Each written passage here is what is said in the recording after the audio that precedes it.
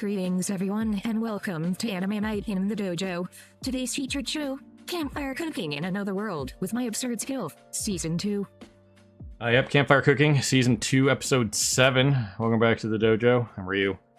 It's Age. We're back for more Anime Night in the Dojo. And well, last week, Makoto made some very large competitive eating-esque hamburgers, but I mean, this is his party we're talking about, so I mean, they could probably take down every competitive eating/eating challenge in the world. So, you know, they wouldn't have a problem. But came that close to becoming a stepdad. Did become an uncle. So, you know, rip him. Him and Fel are both uncles now. And the Crunchyroll player had a slight aneurysm.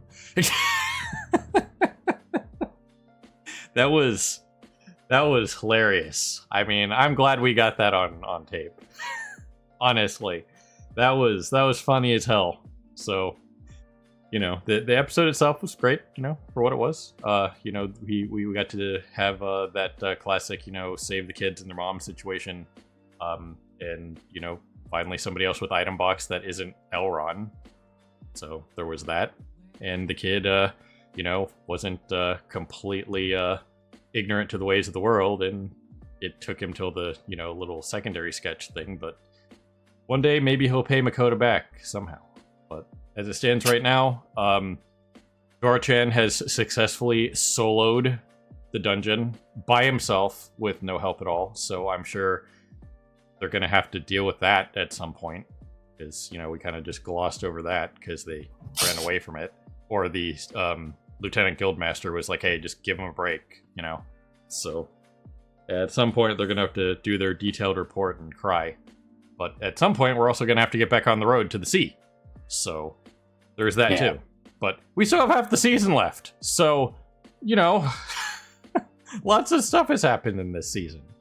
So, I'm sure it will be great. But there's not really a huge amount to speculate on for this show, honestly, until when and if we get into the potential, like, original country that, like, summoned him, and politics and the other heroes and stuff, which, who knows if this show will ever do that.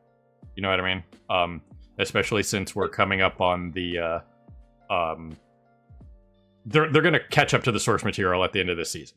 And while I didn't, read past where we were in the show, I highly doubt that, you know, that's gonna be the next thing.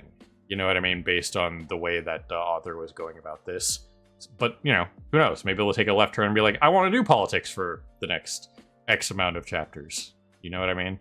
But that's complete speculation, because once again, just having looked at where the source material is at, this is going to be caught up to it by the end of the season. Easy.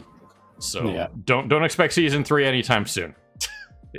And we'll mention that, you know, at the end of the season, unless the author starts pumping out more chapters, but this started in late 2019, I believe.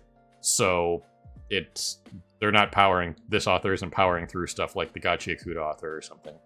So that being said, we're just gonna push some buttons and see what happens with this week. So people on Patreon, we'll see you on the other side of the edit for the time reaction, and people on YouTube for the discussion and review. So here goes something. Well, alrighty then. There you guys have it. Makoto's greater medium was a medium bag of holding, basically. What was? Yeah. It was full. Yeah. So that's something. That's generally, like Fel pointed out, he's come across a bunch of bags in his life, and they were empty. Generally speaking, when you get a bag drop, it's not full of stuff, unless, you know, I got to make the Emperor's Jewels from Blackrock Depths in World of Warcraft joke. Like, that bag, you know, it's a bag of jewels. It's the Emperor's, you know, bag of jewels for the joke. But you don't get to keep the bag after you open it. So, but either way, we were questioning it during the reaction there, though, that, like, when he got the drop, he was putting stuff into it. But maybe he just... I don't remember seeing him putting stuff into it afterwards. Yeah, maybe he was just placing it straight into his item box, like the drops from the Spriggans or whatever, after he picked up the bag. So, yeah. It was probably just kind of like a whatever. It just looked like he was. But either way, it's kind of irrelevant. But he didn't really look into the bag. You know what I mean? It's not like he opened the bag and looked into it. He just appraised it, and that was it. It's like, oh, this is like a medium bag that holds 20 burlap sacks worth of stuff. Which, again... Yeah, he didn't really pay much attention to like any of the loot he got. The only thing he really friggin' looked at was the sword at the very end. Yeah. So, either way, that's a lot of jewels, man. Just saying. We talked about the size of burlap sacks before, and let's just say for a conservative size, if a burlap sack is the size of just this bag here, 20 of those bags is still a reasonable amount of space. You know what I mean? Especially if it's just gems like that. So, yeah. We don't know if it was totally full of those gems. We just know that it had the gems in it. Yeah, it not necessarily had 20 of those bags full of gems, but it had the briefcase, right? The briefcase had all of them. So it had all of the ones that he was trying to sell, at least. Yeah. So that was a thing, but we got a little bit more into like the trading guild politics and stuff like that, how they handle stuff. I got to make a Termina joke of all things today. I didn't see that coming, but that's the vibe I was getting out of that whole place. But either way, we know who the real guild master is here, right? Well, we got that. We got local cuisine, you know, but again, it's really hard to compare anything in this world to Makoto's cooking because we've seen what the average adventurer eats. We saw that from the beginning, like even when they had the like second serving like little skit thing at the end of one of the episodes in the first season where like the heroes that were summoned with Makoto were like they were just kind of like eating the same thing as like Iron Will. You know what I mean? Just like dried goods, and that was it. Yeah. So, like something like this, I'd say based on the economic price that we have gotten for most things, 6 silver for 75 skewers, or 77, whatever it was, because Fel and Sui wanted 30 and Dora wanted 15, and Makoto got like 2 or something. That's a lot of meat for 5 silver. You know what I mean? So, yeah, I mean, from what we already got that whole thing of like the fact that like a person can basically live off of like a gold coin for it was like a month or whatever. Yeah.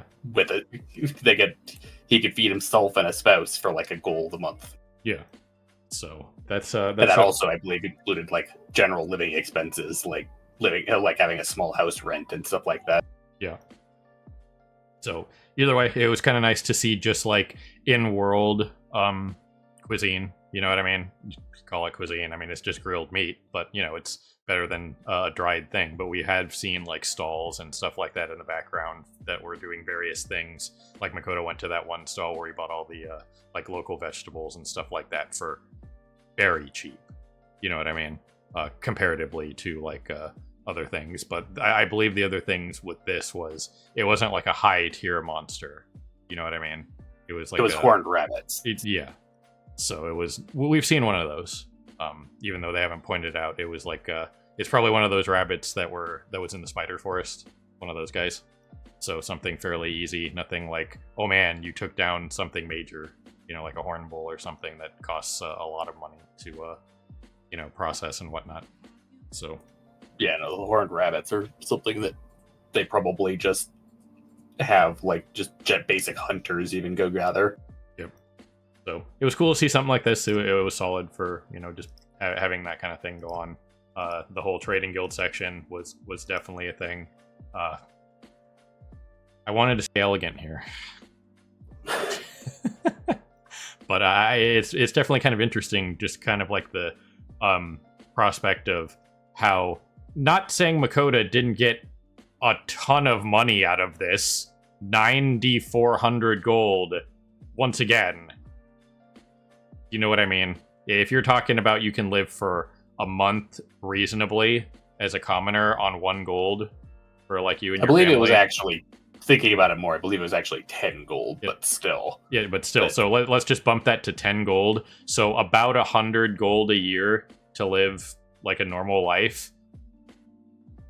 Makoto has like 1,000 lifetimes worth of money at this point.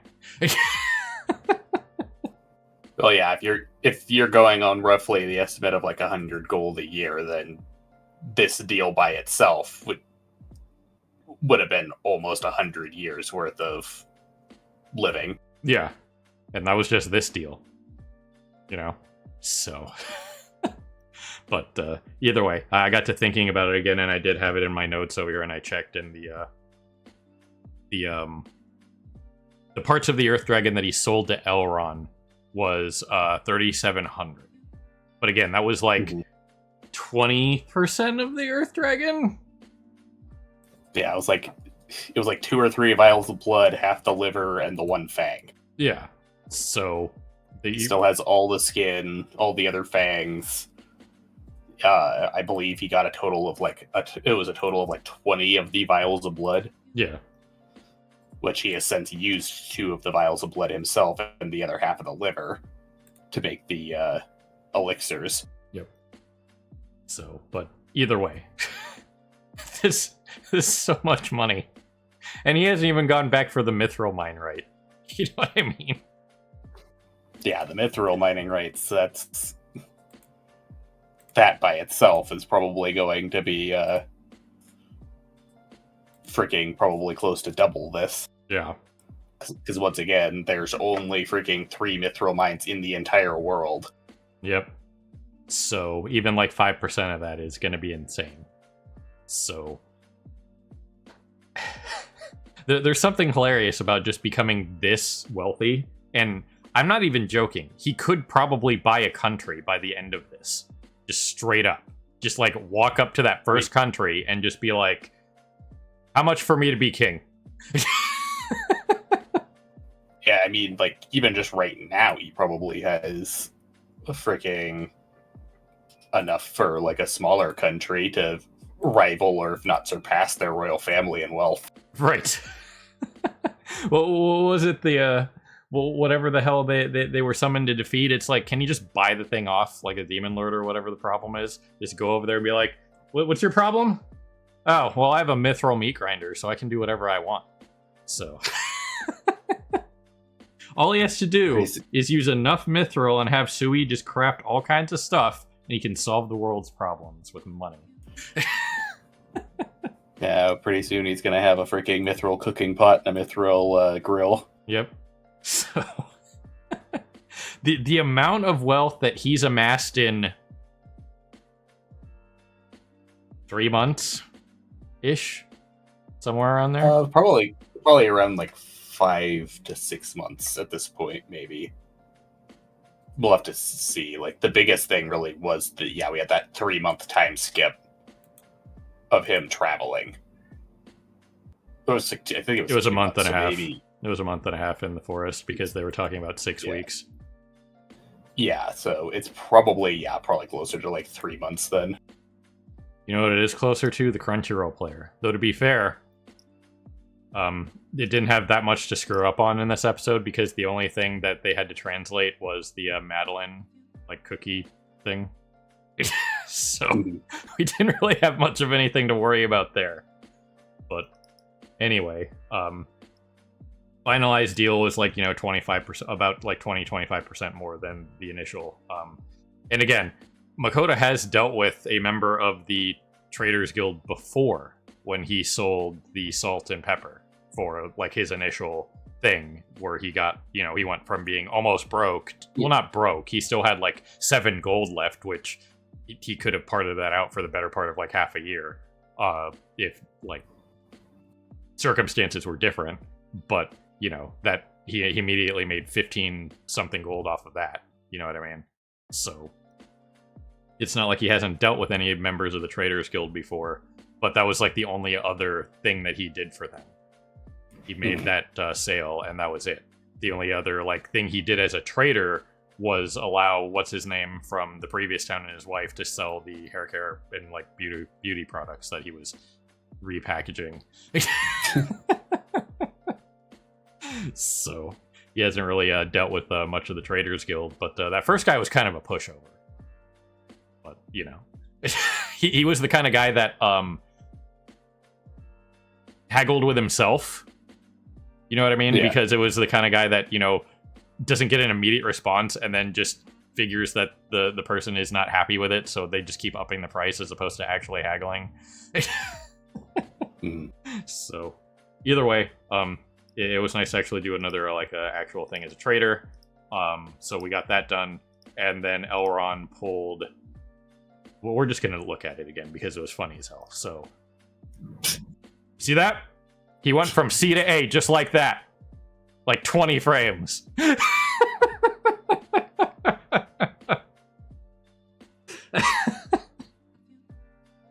I mean, you gotta love crap like that right there. Just boom, done. But either way, so now Makoto is an A rank adventurer, even though he doesn't want to be, but there's nothing he can really do about it because whether you want to be that thing or not, your accomplishments kind of dictate your rank, whether you like it or not. And word's gonna get around, and then it's gonna be like, didn't you conquer Dolan's dungeon? How the hell are you still C rank? You know what I mean? Yeah, no, as much as Tanya wanted to just have a no-nonsense life in the backlines, she went and got herself turned into a war hero. Yep. Same thing with this case. It's no different than like Ark and Skeleton Knight. Just gonna lead an inconspicuous life, and then he goes and saves like 5 different nobility people. Gets involved with, the Elven High Council. The Ninja Clan. Inconspicuous. You know what I mean? But either way, we got a little bit more on like the A rank guild people. Not that Makoto needs the freebies that he gets for being an A rank. When what was that line? Well, when you're poor, you're struggling to get anything, but when you're rich and wealthy, people give you stuff for free. Yeah, Renata Glass. It's expensive to be poor, but when you're rich, people give stuff to you. Yep. Same thing with this. You're an A rank, you get free lunch. You also get, free room and board. It's like, come on, man. Yeah, he gets. He didn't mention.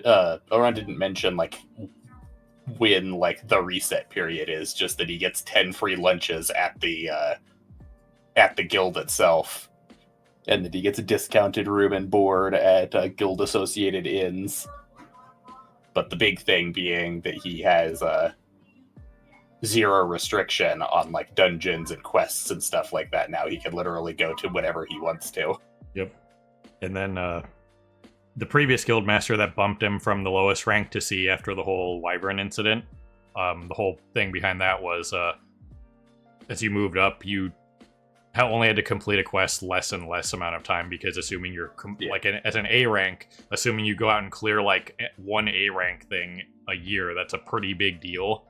So at C, I believe it was like you had to take a quest every 3 months or your status is revoked.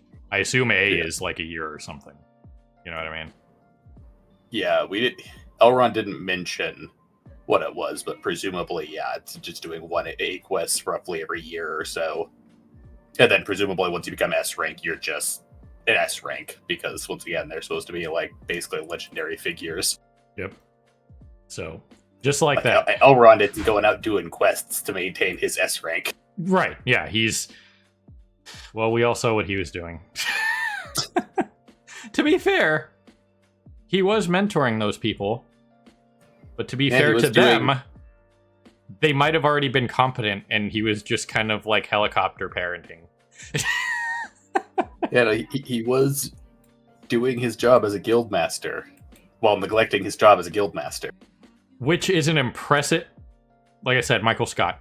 He's Michael Scott. So, either way, we had that. That was an interesting sequence. So, just like that, we got a fairly elaborate meatloaf dish. That was fun. Quail eggs are kind of niche. You don't see those every day, so that was kind of interesting. Yeah, quail eggs are generally considered to be a delicacy, and they're pretty damn expensive as far as eggs are concerned. Yep. We raised quail for a little while there, and keep meaning to go back to raising quail, but we'd have to build an entirely new enclosure for them because they require a lot more. They require a lot more specific of a situation than just more like general birds like ducks or chickens. Right. But yeah, I mean, we have them around here. Like every once in a while, I see them like outside, like taking a dirt bath or something, messing up our planners and stuff. But you know, what are you gonna do? But either way, The biggest thing for quail is you have to freaking build whatever their enclosure is either really short or really tall, because their default response to any stimulus is to immediately jump full force straight up. yeah, So you either have to make it so short that they can't build up enough momentum to hurt themselves, or so tall that they can't even hit the ceiling when they jump. yep. Otherwise, they end up like Steven when he first learned to float.